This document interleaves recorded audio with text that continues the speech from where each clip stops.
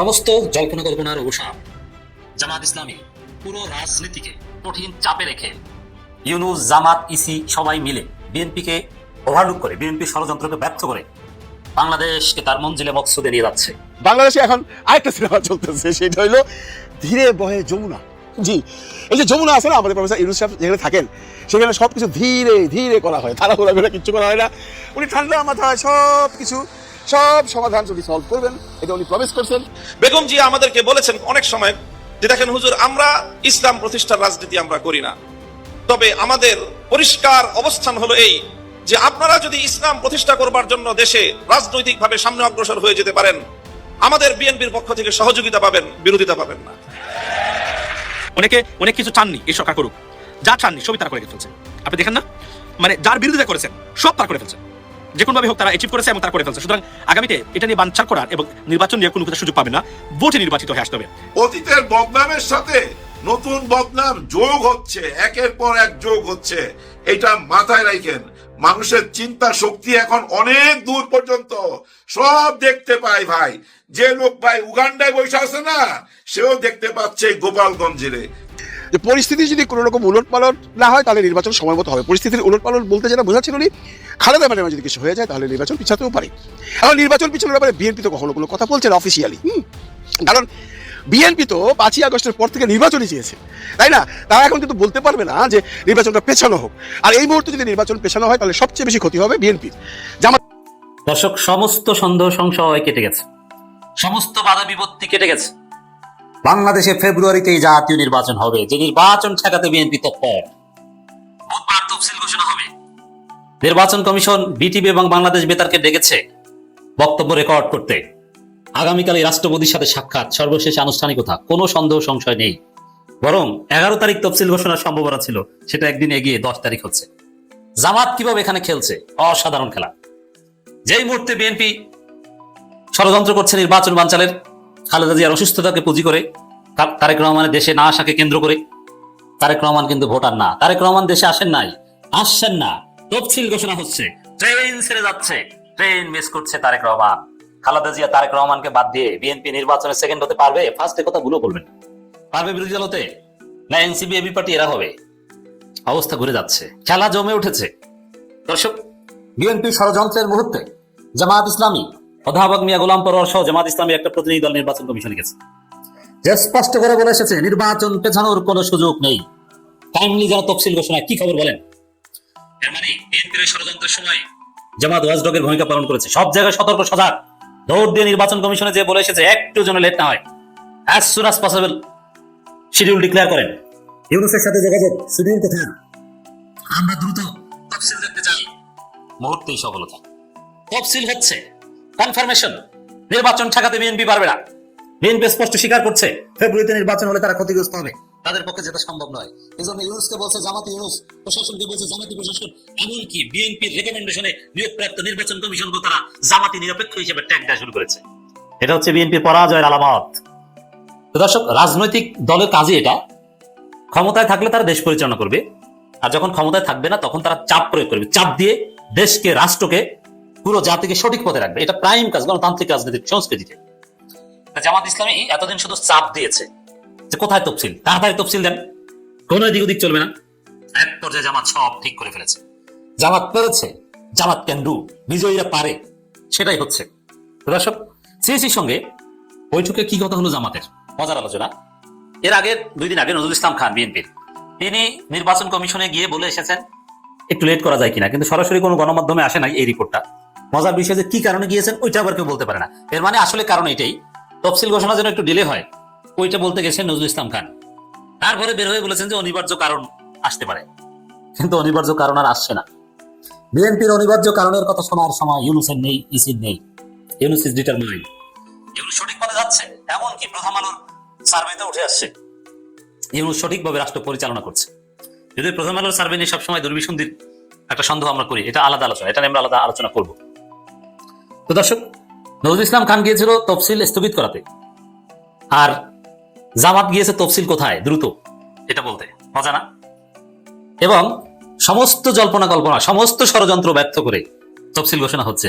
তার আর একটা ডেভেলপমেন্ট হচ্ছে, আমার মনে হয়, এটা আমার বিশ্লেষণ ছিল, বিএনপির প্ররোচনায় বা বিএনপির ইন্ধনে কথিত একটা রাজনৈতিক দল, ওই দলের সেক্রেটারি রিট আবেদন করেছিলেন যে নির্বাচনী কার্যক্রম স্থগিত করাতে, কিন্তু রিট খারিজ। ওই রিটের উপর কোনো শুনানিই হবে না, ওটা কোনো রিট যোগ্যই না। এর মানে আদালতের মাধ্যমে নির্বাচন স্থগিত করানোর ষড়যন্ত্র সফল হচ্ছে না। এখন বিএনপি কি আশা করে জানেন? আশা করে ঠিক আছে, তফসিল ঠেকাতে পারলাম না, তফসিলের পর ভোটের কয়েকদিন আগেও তো বাংলাদেশে নির্বাচন স্থগিত হওয়ার এক্সাম্পল আছে 111-এ। এটা ঘটানো যায় কিনা? কোনো কিছু ঘটাতে পারবেন না, যেরকম ডাকসুতে ঘটাতে পারেনি। ডাকসুতে বিএনপি নির্বাচন চায় নাই, তারপরে বাধ্য অংশগ্রহণ করেছে, তারপরে পিছু করতে চেয়েছে, স্থগিত করাতে চেয়েছে, কোনো কিছু পারে নাই। নতুন বাংলাদেশে ভারতের দালাল বিএনপি ষড়যন্ত্র চলবে না। বিএনপির প্রত্যেকটা স্টেপ ব্যর্থ হচ্ছে, কারণ ভারতের কথায় বিএনপি স্টেপ নিচ্ছে। তারেক রহমান আসতে পারবে না। বিএনপি এতিম পার্টি, বাংলাদেশ জাতীয়তাবাদী এতিম পার্টি বিএনপি। ত্রয়োদশ সংসদ নির্বাচন ও গণভোটের তফসিল নিয়ে প্রস্তুতির মধ্যে প্রধান নির্বাচন কমিশনারের সঙ্গে বৈঠক করেছে বাংলাদেশ জামাত ইসলামের প্রতিনিধি দল। বৈঠকে তফসিল এবং নির্বাচন নানা বিষয় নিয়ে আলোচনা করেছে, মানে চাপ দিয়েছে কোথায় তফসিল এটা। এবং কাছাকাছি সময়ে জামাতকে ডাকে ইউরোপীয় ইউনিয়নের গুরুত্বপূর্ণ সব দল। আমিরে জামাত সেখানে গিয়েছেন, জামাতের ম্যানিফেস্টো কি, ক্ষমতা আসলে কি করবে, এগুলো জিজ্ঞেস করে। এর মানে তারাও বিশ্বাস করে জামাত ক্ষমতা আসবে, এবং তারা বলছে আজিফ যে আপনারা তো ক্ষমতা আসবেন, তো এই বিষয়টা আমরা দেখতে চাই, নারীদের, সংখ্যালঘুদের এই বিষয়টা আপনাদের তফসিলে দেখতে চাই। আমিরে জামাত বলে এসেছেন ওটা তো আমরা আগেই ইনক্লুড করেছি। এর মানে ইউরোপীয় ইউনিয়ন বিলিভস দ্যাট যে জামাত ইসলামী ক্ষমতায় আসবে, সেইভাবে জামাতের সাথে তারা ডিল করতে শুরু করেছে। তো দর্শক, আমিরে জামাত ইউরোপীয় ইউনিয়ন প্রতিনিধি দলের সাথে বা ইউরোপীয় ইউনিয়নের রাষ্ট্রদূতদের সাথে মিটিং এর পর যে কথা বলেছেন, তা তো বিএনপির কলিজে আগুন ধরেছে। কারণ প্রত্যেকটা স্টেপে স্টেপে জামাতের বিজয়ের লক্ষণ আমরা দেখতে পাচ্ছি। জামাতের পছন্দ মতো সময়ে, দ্যাট মিনস যৌক্তিক সময় নির্বাচন হচ্ছে, জামাত প্রস্তুত। আর বিএনপি প্রত্যেকটা স্টেপে স্টেপে ধরা খাচ্ছে, মারা খাচ্ছে, কোনো কিছু গোছালো না। চান্দাবাজি করতে গেলে আর ভারতের দালালি করতে গেলে, আওয়ামী লীগ পুনর্বাসনের রাজনীতি করতে গেলে তো এরকমই হবে। অতএব আমরা স্পষ্টত দেখতে পাচ্ছি ডাকসুতে যেরকম এরকম অগোছালো আচরণ করে, ভারসাম্যহীন আচরণ করে গোহারা হেরেছে বিএনপি, জাতীয় নির্বাচন ওরকম গোহারা হারার পথে বিএনপি। কোনো বিজয়ের সম্ভাবনা নেই। জামাত ইসলামী যদি মহা কোনো ভুল না করে, জামাত ইসলামী ক্ষমতা আসবে। জামাত জাস্ট প্রার্থী সিলেকশনটা পারফেক্ট করতে পারলেই জামাত জিতে যাবে। এখনো প্রার্থী সিলেকশনে অনেক ত্রুটি জামাতের আছে, এগুলো সমাধান করতে হবে। ত্রয়োদশ সংসদ নির্বাচনে গণভোটের তফসিল নিয়ে প্রস্তুতির মধ্যে প্রধান নির্বাচন কমিশনারের সঙ্গে বৈঠক করেছে বাংলাদেশ জামাত ইসলামের প্রতিনিধি দল। বৈঠক শেষে সিসির সঙ্গে আলোচনা নিয়ে জামাতের সেক্রেটারি মিয়া গোলাম পরোয়ার বলেন, তফসিল ঘোষণার সময় পেরিয়ে যাচ্ছে, আমরা ইসির কাছে তফসিলের সময়সূচি জানতে চেয়েছি। ভোট কেন্দ্রের নিরাপত্তা নিশ্চিত করতে কি কি পদক্ষেপ নিয়েছে, আরো কিছু অবৈধ অস্ত্র উদ্ধার সহ নানান কিছু লেভেল প্লেইং ফিল্ড নিয়ে কথা বলেছেন। তাহলে কি দেখা গেল? ওই তফসিল কোথায় বলার সাথে সাথে তফসিল, রেডিও টিভিকে ডাকা। হাতের দর্শক, রাজনীতি জমে উঠেছে, বিএনপির পরাজয় দেখার জন্য মানুষ বসে আছে। নতুন বাংলাদেশ কায়েম হবে। বাংলাদেশে এখন আরেকটা সিনেমা চলতেছে, সেটা হইলো ধীরে বহে যমুনা। জি, এই যে যমুনা আছে না, আমাদের প্রফেসর ইউনুস সাহেব যেখানে থাকেন, সেখানে সবকিছু ধীরে ধীরে করা হয়, তারা ঘোরাঘোরা কিচ্ছু করা হয় না। উনি ঠান্ডা মাথায় সব সমাধান যদি সলভ করবেন, এটা উনি প্রমিস করছেন, এবং উনি একটার পর একটা সমাধান করেই যাচ্ছেন। আপনারা দেখতেছেন রেগুলারলি যে উনি কিন্তু যে সমস্ত প্রমিস করে আসছিলেন সবগুলা করবেন, এবং আমার মনে হয় ইলেকশনের আগেই সবগুলা শেষ হবে। এর প্রক্রিয়া তো অলরেডি শুরু হয়ে গেছে। আপনারা দেখছেন আওয়ামী লীগের বড় বড় নেতা নেত্রীদের বিচার হয়ে গেছে, শেখ হাসিনার বিচার হয়ে গেছে, সামনে হয়তো বা ইউনূস সাহেবেরটা হবে বা অন্য কারোরটা হবে। এদিকে আর্মিদের একটা বিচার করতেছে, বিডিআর তুলে ফেলাইছে কোর্টে। তো কোনো কিছু না বাদ যাবে না। দেখেন একটা পুরোনো ঘটনা আপনাদের অনেকে হয়তো মনে আছে, এনায়েত করিম সাহেব নামে এক ভদ্রলোক আসছিল আমেরিকা থেকে, সিআইএ বলে অ্যারেস্ট হয়েছিল। তখন কথা উঠছিল এর মধ্যে শওকত মাহমুদ সাহেবের দল, মানে যেটা ইলিয়াস কাঞ্চনের দল, বাংলাদেশ জনতা পার্টির মধ্যে ইলিয়াস কাঞ্চন চিফ, তার সেকেন্ড ম্যান ছিল শওকত মাহমুদ। তাদের উপরে কোনো রকম প্রবলেম হইতে পারে, এতদিন কিন্তু কিছু হয় নাই, ধীরে ধীরে করা হচ্ছে। যেমনটি ধরেন ইলিয়াস কাঞ্চন তো নাই দেশে, আপনারা জানেন উনি অসুস্থতার জন্য ইংল্যান্ডে আছেন। ইলিয়াস কাঞ্চন সাহেব থাকলে হয়তো ওনাকেও জিজ্ঞাসাবাদ করা হয়তো, কিন্তু তার সেকেন্ড ম্যান শওকত মাহমুদ সাহেবকে আজকে টিভি তুলে নিয়ে গেছে। শওকত মাহমুদ সাহেব কে আপনারা চিনেন? এই ভদ্রলোক হলো একসময় বিএনপির ডাচ সেটি নেতা ছিল। আমরা বহু টকশো দেখছি আওয়ামী লীগের সময়, বিএনপির হয়ে সে প্রচুর কথাবার্তা বলছে, কারণ একদিন জাতীয় সাংবাদিক এবং উনি প্রেস ক্লাবের সভাপতি ছিল একসময়, খুব সম্ভব সবাই চিন্ত। মাঝখানে তার এই যে আমাদের এই 5ই আগস্টের সংগ্রামে তার কোনো কথাবার্তা শোনা যায় নাই। পরে আবার হঠাৎ করে দেখলাম ইলিয়াস কাঞ্চনের দলে আসছে। তো যখন এনায়েত করিমের কেসটা বাজারে আসছে, তখন মোটামুটি ধরে নিছি যে ইলিয়াস কাঞ্চন সাহেব না থাকলেও শওকত মাহমুদ সাহেবকে টুরো জিজ্ঞাসাবাদ করা হবে। মানে যমুনার জল তো খুব ধীরে ধীরে নামে, বুঝছেন না?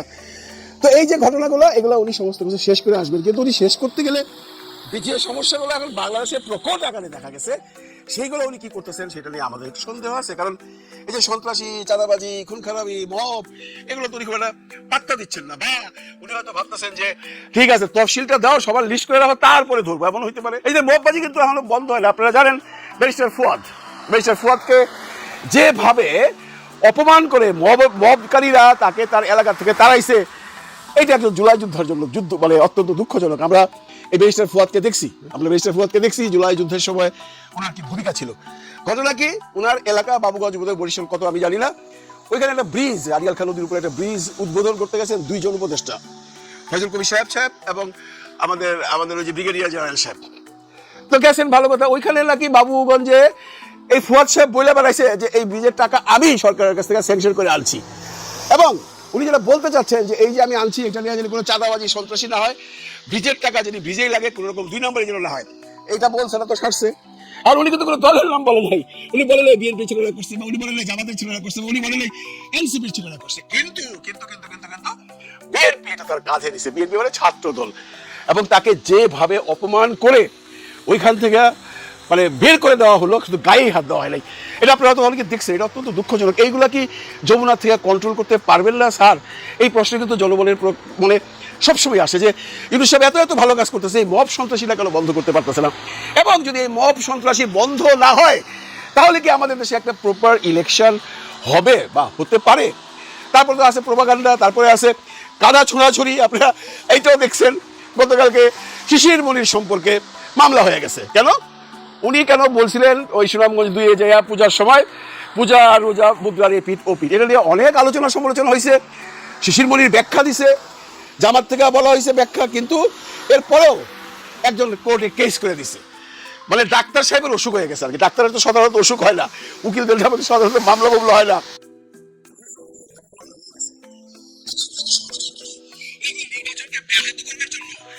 সাধারণ মানুষ বুঝতেছে না। শিশির মনির এটা যে কথাটা বলছে এটা নিয়ে অনেক আলোচনা সমালোচনা আছে। তার পক্ষে কোনো লোকই ছিল না, সবাই তার বিপক্ষেই ছিল। যে ব্যাখ্যা সে ব্যবহার করেছে সেটা কেউই অ্যাকসেপ্ট করে না, উনি ক্ষমাও চাইছে খুব সম্ভব, এবং ব্যাখ্যাও দিছে। এখন হঠাৎ করে 3 মাস 4 মাস পরে এসে মামলা কেন? শিশির মনিরের পিছনে কিন্তু একটা গ্রুপ অলরেডি লাগিয়ে গেছে বন্ধুরা, আপনারা জানেন। কারণ জামাতের একজন খুব মানে শক্তিশালী নেতা এই শিশির মনির, এবং তার অবস্থান সুনামগঞ্জে খুব ভালো, এবং উনি যদি জামাত থেকে পাশ করতে পারে, জামাত যদি সরকার গঠন করে, তাহলে ভালো একটা পজিশনে যাবে। কথাবার্তা সুন্দর, স্মার্ট, ব্যারিস্টার মানুষ। উনার পিছনে কিন্তু লোকজন আরো আগের থেকেই লাগছে। আপনারা দেখছেন এর আগে একটা থার্ড ক্লাসের একটা মেয়ে, যাকে মানে আপনি আপনার বাড়িতে কাজের মেয়েও রাখবেন না, সে মেয়ে আসা বলতেছে, আমার কাছে ভিডিও আছে, দেখাবো না, দেখাইলে শিশির মনির কবর করা হয়। আমি দেখছি, আপনি দেখেন না, আপনি পাগল হয়ে যাবেন। এই ধরনের মেয়ের সাথে শিশির মনির কথা বলবে? এই মেয়ে এসে প্রথম বলতেছে যে শিশির মনির তার সাথে হ্যান্ড করছে, তেল করছে। আমরা তখনই বুঝছি এটা কোনো প্ল্যানিং। কিছুদিন পরে এসে সে বলতেছে আমাকে মাসুদ রানা নামে কোন উকিল এটা বলছে করতে, আসলে শিশির মনির এটা না। তো শিশির মনিরের নামেই কেন ভাই? আরো তো অনেক লোক আছে। শিশির মনিরকে ছোট করতে হবে, শিশির মনির সম্পর্কে মানুষের কাছে এমন একটা ধারণা দিতে হবে যে he is a most thoughtless person. লাভ নাই। শিশির মনির কি? শিশির মনিরের এলাকার লোক জানে শিশির মনির কি, এবং শিশির মনির কেমন মানুষ বাংলার জনগণ জানে। আপনারা যারা শিশির মনিরকে মানে অপমান অপদস্থ করবার জন্য নারী গঠিত কেলেঙ্কারিতে তাকে মানে সংশ্লিষ্ট করবার চান, তারা আসলে ভুল পথে পা দিতেছেন। এটা অন্য কারোর নামে বললেও হইতো। এবং এখন ওইখানে যখন পারেন নাই, তখন মামলা ঠিকা দিচ্ছেন। একদিকে ভালো হয়েছে, সারা শিশির মনিরকে চিনত না, তারা এখন চিনবে, তারা এখন জানবে কিসের মামলা, কি হয়েছে, শিশির মনিরকে কেন মামলা করছিল। এত বেলা শিশির মনির লাভই হবে।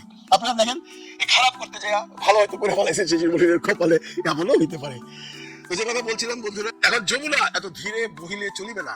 যমুনার পানি আরো জোরে, আরো স্রোতের টান দিতে হবে প্রফেসর ডক্টর মোহাম্মদ ইউনূসকে। তাহলেই বাংলাদেশে একটা সুশৃঙ্খল, গঠনমূলক, ক্রেডিবল ইলেকশন হবে। এবং সেই ইলেকশন হলে বাংলাদেশের মানুষ কাকে ভোট দিবে সেই প্রশ্ন আপনারা নিজেরাও জানেন, আমরাও জানি। বারবার বলতে ভালো লাগে না, জামায়াতের জয় কেউ ঠেকিয়ে রাখতে পারবে না ইনশাল্লাহ। ভালো থাকবেন সবাই, ভালো রাখবেন সবাইকে। আল্লাহ হাফেজ। কেন কথা বলি না? দেখতেছি যে কি করে, দেখি। তাদেরকে কিন্তু আমি খুব পছন্দ করি। পছন্দ করার কারণ একটাই, জুলাই গণ অভ্যুত্থান। জুলাই গণ অভ্যুত্থানের সৈনিক তারা। অনেক ভুল ভ্রান্তি আছে, থাকুক, কোনো অসুবিধা নাই। ভুল করতে করতেই তো শিখে, যেখানেই ঠেকবে ওইখানেই শিখবে। ওনারা এখন এককভাবেই নির্বাচন করবে। একক বলতে একদম একা না, ওনারা একটা জোট করছে। ওনাদের সঙ্গে এবি পার্টি আছে। এবি পার্টির মঞ্জুর সাহেবকে আমি পছন্দ করি, কারণ উনি খুব বিজ্ঞ রাজনীতিবিদ, রাজনীতি বুঝে, আপনারা ওনার কথা শুনলেই বুঝতে পারবেন যে উনি ভেবেচিন্তে কথা বলে। আবার এই দলের আরেকজনকে যারা আমরা সবচেয়ে বেশি চিনি, ব্যারিস্টার ফুয়াদ সাহেব, উনি একটু বিপ্লবী মাইন্ডের, হ্যাঁ একটু বিপ্লবী, ওনার কথাবার্তার স্টাইল একটু অন্যরকম, ড্যাশিং আর কি, ড্যাশিং থাকে না একটা ভাব, ওই ড্যাশিং ভাবটা আছে ওনার মধ্যে থাকার পিছনে কারণ জুলাই গণ অভ্যুত্থানের সাথে উনি জড়িত। হ্যাঁ, এই জুলাই গণ অভ্যুত্থানের ওনার পরামর্শ লাগছে, উনি কিন্তু ফিল্ডে ছিল, এমন না যে উনি গোপনে ছিল, এই জুলাই গণ অভ্যুত্থানের সাথে উনি অঙ্গাঙ্গি ভাবে জড়িত ছিল, এই জন্যই পছন্দ করি। কিন্তু কথাবার্তা যেহেতু ড্যাশিং, এই জন্য আরো বেশি ভালো লাগে। যাই হোক, উনিও নির্বাচন করতেছে, ওনার আসন হচ্ছে বরিশাল ৩ বাবুগঞ্জ, ওইখান থেকে উনি নির্বাচন করবে। কিন্তু কিভাবে নির্বাচন করবে? ওই এলাকায় তো ওনাকে নিষিদ্ধ করে দিছে, ওনাকে এলাকা থেকে বহিষ্কার করছে। ঘটনা কি জানেন? উনি এলাকায় গেছিল, কেন গেছিল? ওইখানে একটা পিছনে কাহিনী আছে। এই কাহিনীটা কি? একটা ব্রিজ তৈরি হয়েছে ওইখানে, আর এই ব্রিজটা নিয়ে অনেকেই কৃতিত্ব নিতে চায়, এর মধ্যে ফুয়াদ সাহেবও একজন এবং স্থানীয় নেতারাও আছে। ফুয়াদ সাহেব বিভিন্ন টকশোতে বইলা বেড়ায় যে ওই ব্রিজটার পিছনে আমার পরিশ্রম আছে, উনি অনেক পরিশ্রম করছে, মানে সচিবালয় ঘোরাঘুরি করছে ওই টাকা অনুদানের জন্য, ব্রিজটা কমপ্লিট হয়েছে। কিন্তু স্থানীয় যারা রাজনীতিবিদ, এর মধ্যে থেকে ছাত্র দলের এক নেতা উনি আপত্তি জানাইছে, উনি বলছে যে না, ওনার এই দাবি ঠিক না। তারপরে আরো অনেক কথা টথা হয়েছে, সরি বলতে বলছে, উনি সরি বলে নাই, বিপ্লবী মানুষ চলে গেছে এলাকায়। এলাকায় যাওয়ার পর ওনার উপরে হামলা হয়েছে, হামলা মানে ধাক্কা ধাক্কি, মব জাস্টিস, ভুয়া ভুয়া স্লোগান, এরকম কাণ্ড ঘটা গেছে। যাই হোক, এখন দেখেন প্রশ্ন একটাই, দেখেন যে যার মতো কথা বলবে, কথা বলার স্বাধীনতা সবাই আছে, এটা তো দিয়েই রাখছে বর্তমান সরকার। বর্তমান সরকার এতটা স্বাধীনতা দিছে, দেখেন ওই যে আম তারেক যাকে বলে, মানে তারেক রহমান 2, ও বলছিল না ইনুচ্চা ইনুচ্চা মানে দুনিয়া, এরকম কথা বলছিল না? তারপরেও দেখেন তাকে, অর্থাৎ তার দলকে অনুমোদন দিছে নির্বাচন কমিশন, শোনা যাচ্ছে তাকে আম মার্কাটা দেয় নাই, দিছে প্রজাপতি, মানে উঠতে যেন পারে, সে উঠতেছে, অলরেডি উড়া শুরু হয়ে গেছে তার। যাই হোক, দেখেন এই সরকার কাউকে তো বাধা দেয় নাই, সরকারকে গালি দেওয়ার পরও, ডক্টর মোহাম্মদ ইউনূস স্যারকে নিয়ে গালি দেওয়ার পরও অনুমোদন পাইছে, মানে অর্থাৎ সবাই স্বাধীনতা আছে কথা বলার। তাহলে আপনারা কেন ওই স্বাধীনতা হরণ করবেন? আপনারা যারা ওনার এলাকায় ওনাকে অপমান করলেন, ভুয়া ভুয়া বললেন, মব জাস্টিস করলেন, আপনারা কেন সেই স্বাধীনতাটা কেড়ে নিতে চাচ্ছেন? এতে কি আপনাদের দলের সুনাম হবে? না, একদমই না। এগুলোর কারণেই কিন্তু আরো বদনাম হবে। অতীতের বদনামের সাথে নতুন বদনাম যোগ হচ্ছে, একের পর এক যোগ হচ্ছে, এটা মাথায় রাখেন। মানুষের চিন্তা শক্তি এখন অনেক দূর পর্যন্ত সব দেখতে পায় ভাই।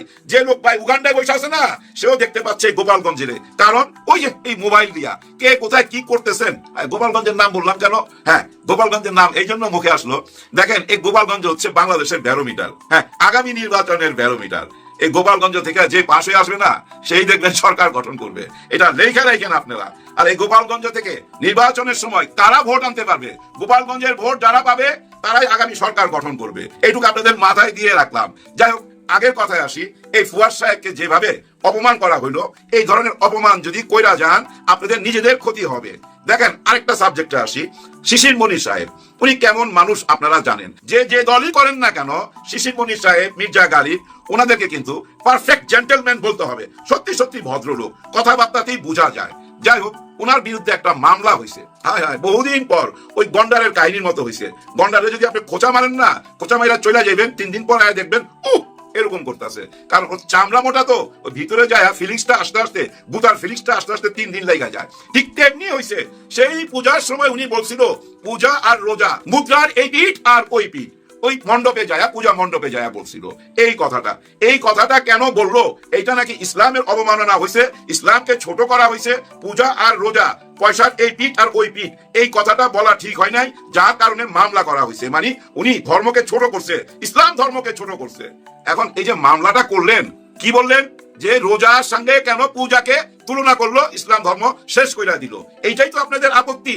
দেখেন ভাই ব্রাদার, উনি যেটা বুঝাইতে চাইছে এটা আপনারাও জানেন।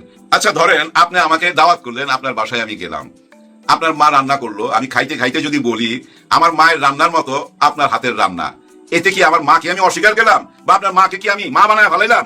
আমি তো একটু বলতেই পারি আপনার বাসায় যেহেতু দাওয়াত খাইতে গেছি। ঠিক তেমনি পূজা মণ্ডপে যখন গেল শিশির মনির সাহেব, উনি তো বলতেই পারে রোজা আর পূজা পয়সার এ পিঠ ওই পিঠ, এতে দোষের কি?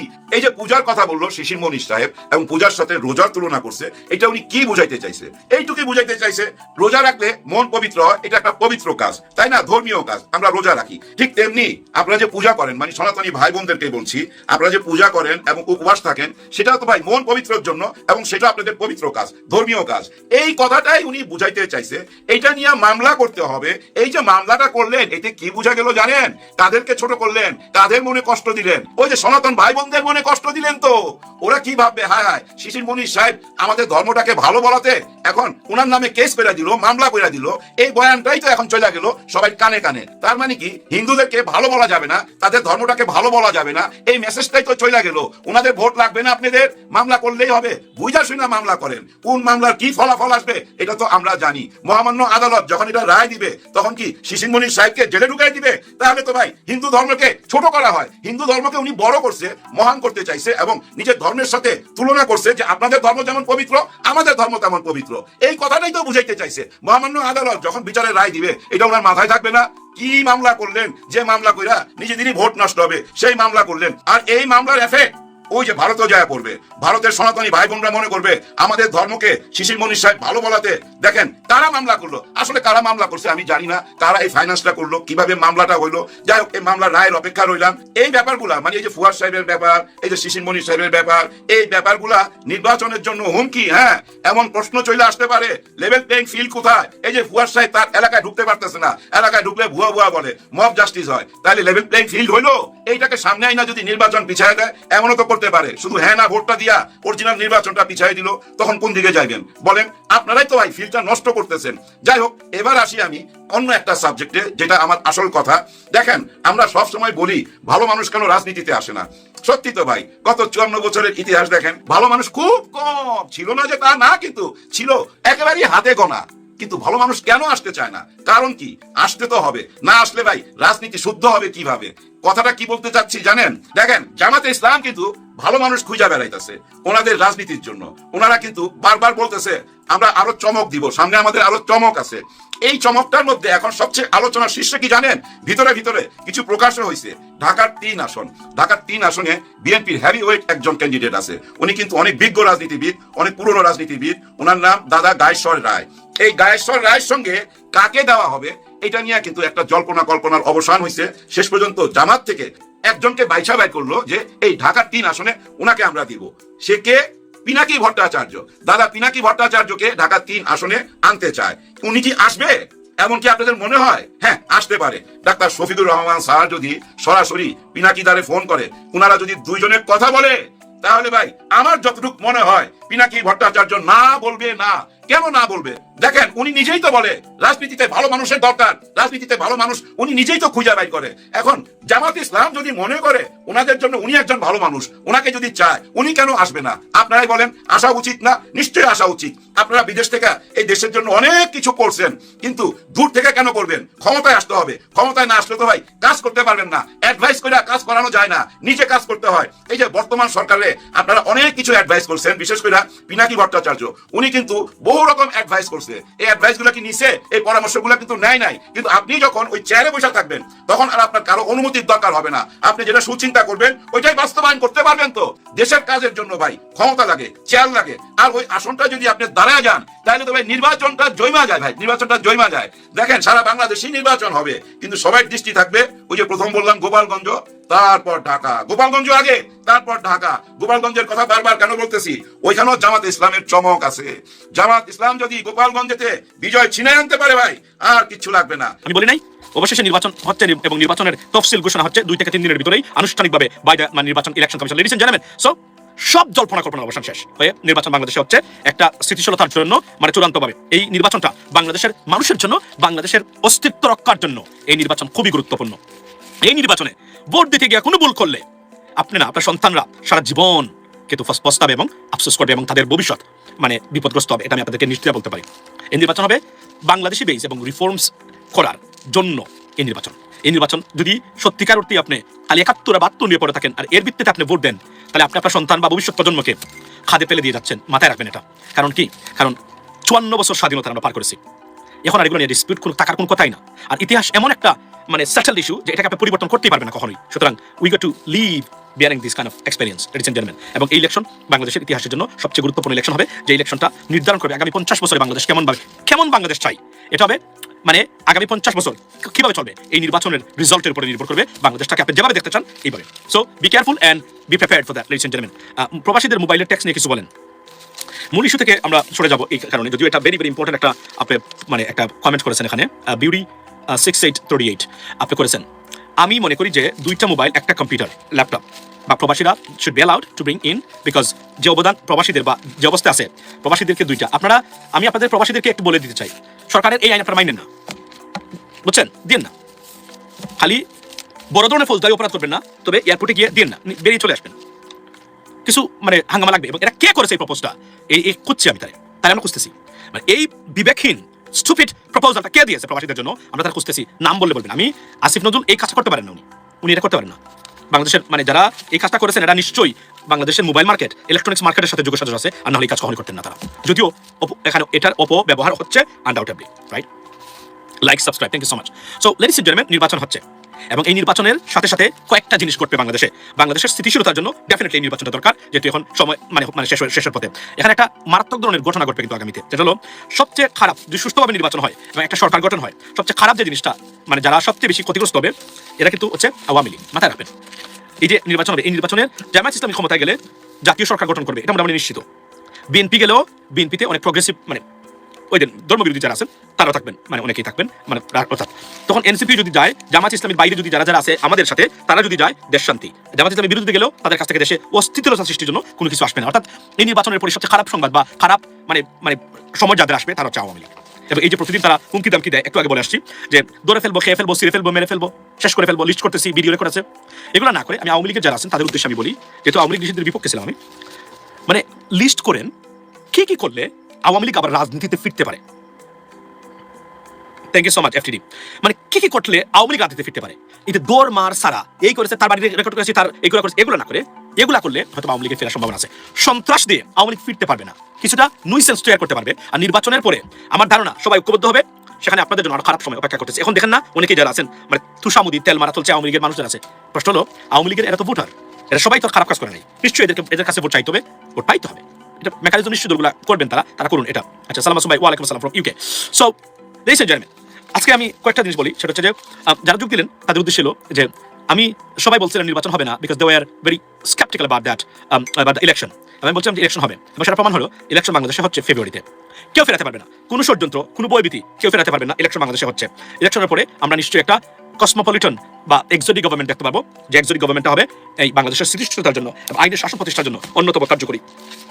আচ্ছা, ফুয়াদের উপর আক্রমণ, ফুয়াদ ভাইয়ের উপরে প্রথমে বলি, ফুয়াদ ভাইয়ের উপরে আজকের যে আক্রমণ হয়েছে সেই আক্রমণের তীব্র প্রতিবাদ জানাচ্ছি। এবং এটাতে বলছেন বিএনপি কে জড়িত। I was taken অ্যাবাক when I came to know যে বিএনপির অ্যাক্টিভিস্টরা এখানে জড়িত। আমি মনে করি সেটা আওয়ামী লীগ, কেন না আওয়ামী লীগের এরা লিস্ট করেছে, অনেকেরই এর মধ্যে আমাদেরও আছে, লিস্ট করেছে তারা কার কি করবে, কার কি ছিড়বে, মানে ছিড়বে তারা, মানে বিভিন্নভাবে চেষ্টা করবে তারা ডেফিনেটলি। বাট এটা আমি মনে করি আওয়ামী লীগের চিরতরে নিশ্চিহ্ন হওয়ার একটা পথে তারা অবলম্বন করে যাচ্ছে এই ক্ষেত্রে। কারণ সন্ত্রাস দিয়ে রাজনীতিতে পুনর্বাসিত হতে পারবে না আওয়ামী লীগ জীবনও, এটা almost inevitable, right ladies and gentleman. So শুনুন, আমি আপনাকে বলি, এখন শুনি যে কে জড়িত, এটা একটা এই ঘটনার তীব্র নিন্দা এবং প্রতিবাদ জানাই। আর যদি বিএনপির কেউ এখানে জড়িত থাকে তাহলে মনে রাখবেন বিএনপির জন্য বিপদ ডেকে আনছেন আপনারা। যদি বিএনপির কেউ এই কাজ করে থাকেন, বিএনপির জন্য বিএনপির সম্ভাবনাকে নষ্ট করার অংশ এটা আমি মনে করি। কেন জানেন? কারণ মনে রাখবেন আপনি, ভোটার কিন্তু সাধারণ জনগণ, ভোটার কিন্তু আওয়ামী লীগের ৭১ নিয়ে মানে ব্যবসা করা মানুষ যারা, এরা না। ভোটার হলো সাধারণ জনগণ, সাধারণ জনগণ সব দেখছে। এটা টোটালি বিএনপির বিপক্ষে যাবে এই ঘটনাটা। আমি বিএনপির নেতৃবৃন্দ, বিএনপির অ্যাক্টিভিস্ট যারা আছেন বাংলাদেশ জাতীয়তাবাদী দল, তাদের উদ্দেশ্যে আমার বক্তব্য একটা, এমন কিছু কাজ করবেন না যে কাজ করলে আপনাদের ভোট মানে কমে। মনে রাখবেন ভোট হবে, কিন্তু আমি ইলেকশন কমিশনের অনেকের সাথে আমার দেখা হয়েছে, প্রধান নির্বাচন কমিশনার থেকে শুরু করে যে ব্রিগেডিয়ার জেনারেল আবুল ফজল আছেন না, Sanaullah, this guy is so tough. এই লোক নির্বাচন কমিশনে থাকা অবস্থায় নির্বাচন বানচাল করা, নির্বাচন নিয়ে ২ নম্বরই করা নির্বাচন কমিশন থেকে, it's not possible. This guy is an iron man, serious tough guy. Army লোক, definitely serious tough gentleman, trust me. এই লোক সিরিয়াসলি কমিটেড এবং ইন্টিগ্রেটেড। তার ওনার কি বলে যেটাকে যে ইন্টিগ্রেশন যেটা এবং কমিটমেন্ট যেটা নির্বাচন এবং জাতির জন্য, এটা আনবিলিভেবল। আই মেট হিম, আমার সাথে কথা হয়েছে, কথা হয়, আমি বিশ্বাস করেন ওনারা এতটাই কমিটেড একটা নির্বাচন দেওয়ার বাংলাদেশের মানুষকে। Unbelievable guys, don't try to sabotage this election, you can not do that. এবং আবার বলি, সুতরাং ভোট হবে এবং নিরপেক্ষ ভোট হবে। এই ভোটে মানুষ যাকে ভোট দিবে উনি আগামীতে ক্ষমতায় যাবেন। So be careful. কেন্দ্র দখল হলে সাথে সাথে ওই মানে কেন্দ্রের নির্বাচন বন্ধ হবে, বুঝবেন আপনি। সেকেন্ড থিং হলো ওই আসনে যদি মানে নির্দিষ্ট পরিমাণ মানে আপনার ভোট সেন্টার যদি কোনো কারণে আক্রান্ত হয়, ওই আসনের নির্বাচন বন্ধ হয়ে যাবে। আপনি কল্পনা করেন, এবং এটা তারা বাস্তবায়ন করবেন, কারণ তারা এটা চাচ্ছে বাস্তবায়ন করবেন, এবং এরা ভেরি কমিটেড এবং টাফ। এই যে আমরা দেখি না অনেক প্রতিবাদ করতেছি, অনেকে অনেক কিছু চাননি এই সরকার করুক, যা চাননি সবই তারা করে ফেলছে। আপনি দেখেন না, মানে যার বিরোধিতা করেছেন সব তারা করে ফেলছে, যে কোনোভাবে হোক তারা অ্যাচিভ করেছে এবং তারা করে ফেলছে। সুতরাং আগামীতে এটা নিয়ে বানচাল করার এবং নির্বাচন নিয়ে কোনো সুযোগ পাবে না, ভোটে নির্বাচিত হয়ে আসতে হবে। এটা ঢাকা 7 আসলে নিয়ে কিছু